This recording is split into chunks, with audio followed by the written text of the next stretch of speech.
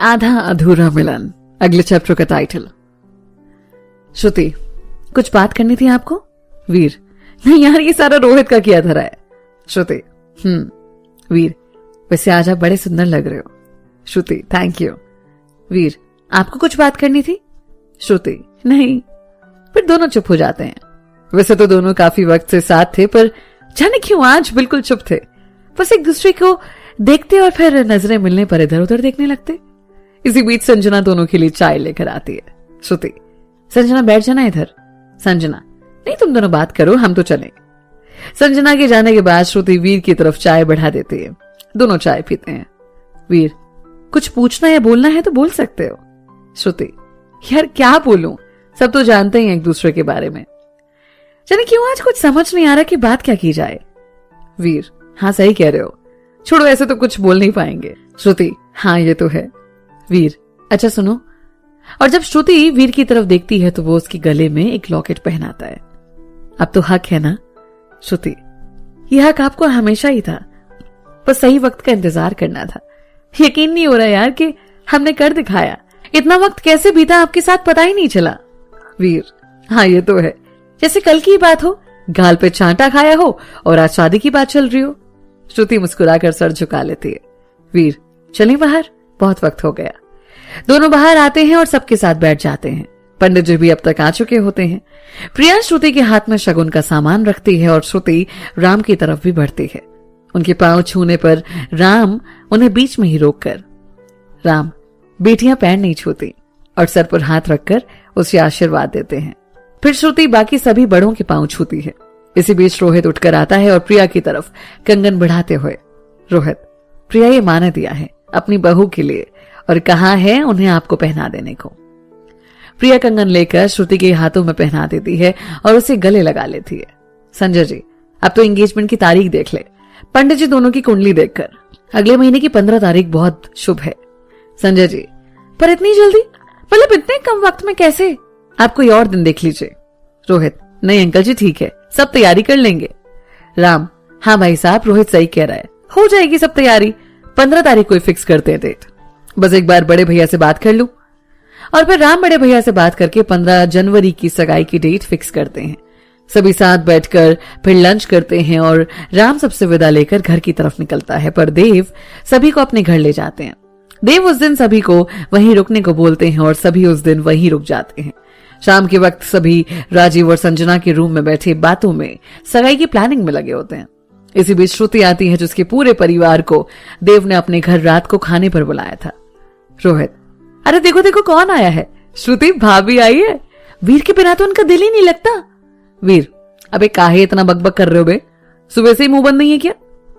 श्रुति, हाँ कुछ ज्यादा ही उड़ रहा है। वीर, एक तो सबके सामने बोलो कुछ और, समझता कुछ और है, गधा कहीं का। रोहित, ओ भाई ठीक है, अब रो मत। वीर, अबे मैं कहाँ रोऊंगा भाई। कविता, क्या यार छोटे बच्चों की तरह लड़ते रहते हो, चुप हो जाओ दोनों। वीर, हाँ इसे समझाना, मैं कुछ थोड़ी ना कह रहा हूं इससे। कविता, आप दोनों चुप हो जाओ और थोड़ी देर के लिए बाहर चलते हैं। Rohit, nice idea.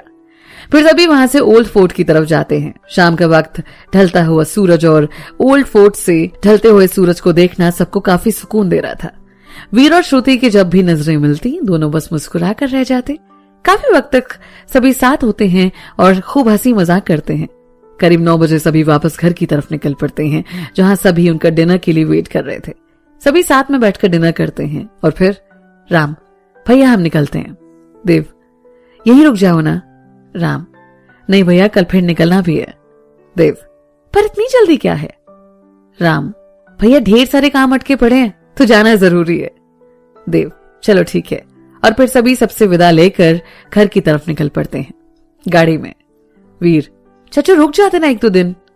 राम, तुझे तो पता है ना सब, फिर आ ही रहे हैं सबको साथ लेकर। वीर, जी चाचू। राम, अब उदास ना हो। वीर, ठीक है। और आप लोग कब तक आएंगे? राम, 10 तारीख के आसपास सभी आ जाएंगे। वीर, ठीक है चाचू। और मैं कह रहा था कि साक्षी यहीं रुक जाती, क्या आएगी जाएगी बार बार? राम, कोई दिक्कत नहीं है, बस साक्षी से पूछ लो। साक्षी, मुझे कोई प्रॉब्लम नहीं है। राम, फिर ये डन रहा, साक्षी यहीं रुकेगी। सभी बात करते हुए घर पहुंचते हैं, जहां राम सोने चले जाते हैं। साक्षी वहीं वीर के पास बैठकर उसके सर पर मसाज करने लगती है। वीर, देख ले गुड़िया, तू आदत बिगाड़ रही है मेरी। साक्षी, कोई बात नहीं भैया। वीर बस मुस्कुरा कर रह जाता है। कुछ देर बाद साक्षी सोने चली जाती है और वीर श्रुति को फोन करता है। वीर, सो गए थे क्या? श्रुति, नहीं, बस आपके फोन का वेट कर रही थी। वीर, अच्छा अच्छा। श्रुति, चाचू को कुछ दिन और रोक लेते ना। वीर, यार चाहता तो मैं भी ऐसा हूं, पर काम की वजह से जाना पड़ेगा उनको। श्रुति, अच्छा, मैं कुछ लाई थी उनके लिए। वीर, तो कल घर पर ही आ जाओ, मतलब छुट्टी ले लेना, मैं ले आऊंगा आपको घर ही। श्रुति, ठीक है, कल फिर खुद ही आ जाऊंगी मैं। दोनों फिर कुछ देर बात करते हैं और फिर सो जाते हैं। अगली सुबह वीर देर से सोकर उठता है। तब तक श्रुति आकर बाकी सबके साथ बैठी होती है। वीर भी उठकर फ्रेश होता है और बाहर चाय पीने आता है। श्रुति सबके लिए चाय बनाकर लाती है और फिर चाय पीने के बाद श्रुति चाचू को कुछ गिफ्ट्स देती है उनके लिए, और बड़े पापा और बड़ी माँ और चाची के लिए। राम भी उसे ढेर सारा आशीर्वाद देते हैं और फिर वीर चाचू को लेकर एयरपोर्ट के लिए निकल जाता है। वो श्रुति से वेट करने को कहता है और वो भी सहज ही मान जाती है। राम सबसे विदा लेकर निकल पड़ते हैं। वहीं श्रुति साक्षी बातों में लग जाते हैं। साक्षी, श्रुति, हम बहुत खुश हैं आप दोनों के लिए, और जब से पता चला है ना आप दोनों के बारे में, कोई भी दिन ऐसा नहीं गुजरा जब दोनों के साथ होने की दुआ न मांगी हो भगवान से। श्रुति, पता है मुझे। साक्षी, वो दीदी को बात करनी थी, और साक्षी रजनी को वीडियो कॉल करती है। सभी काफी देर तक रजनी, पीहू और विशाल से बातों में लगे रहते हैं। इधर वीर भी चाचू को छोड़कर घर की तरफ निकल पड़ता है।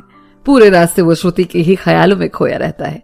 घर पहुंचकर वो सबके साथ बैठ जाता है। साक्षी, तो अब वक्त तो कम ही बचा है सगाई के लिए, भैया प्लान क्या है?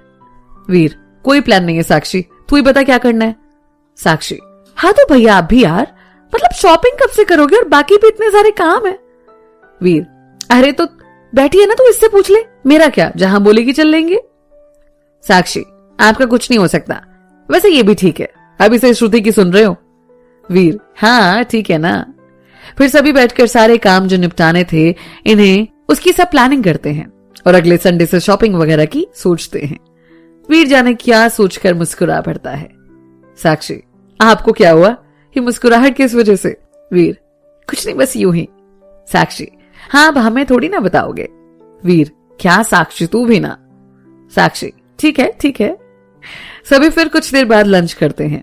श्रुति, वीर बाहर चले, मूवी भी देख लेंगे और घूम भी लेंगे। वीर, मुझे कोई प्रॉब्लम नहीं है, आप सब बताइए। साक्षी भी हाँ कर देती है। फिर तीनों तैयार होकर निकल पड़ते हैं। पहले सभी मूवी देखते हैं और फिर साक्षी और श्रुति दोनों ढेर सारी शॉपिंग करते हैं। वीर बस दोनों के शॉपिंग बैग्स उठाकर इधर से उधर घूम रहा था।